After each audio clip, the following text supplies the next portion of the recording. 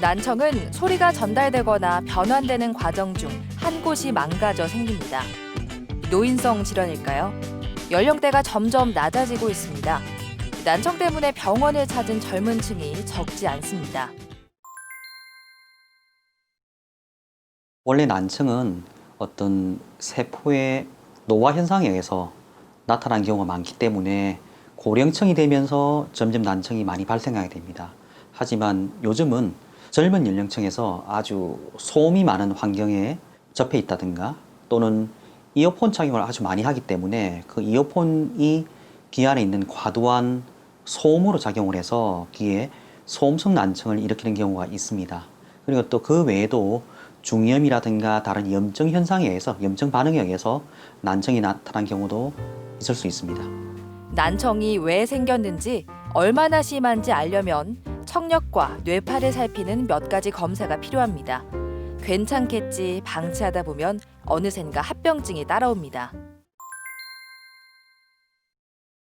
난청의 경우에 어떤 급성으로 생기는 신경성 난청의 경우는 돌발성 난청이라고 해서 거기에 대한 여러 가지 약물 치료를 하게 됩니다. 또 한편 염증에 의한 경우는 중이염에 의한 난청이 있을 수 있습니다. 이런 경우는 중이염에 대한 수술이나 치료를 하게 됩니다.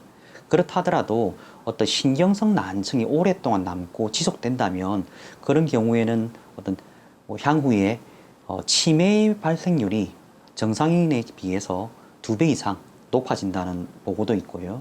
또 치매의 원인 중에서 가장 많은 원인이 난청이 된다는 그런 최신 연구 결과도 있습니다.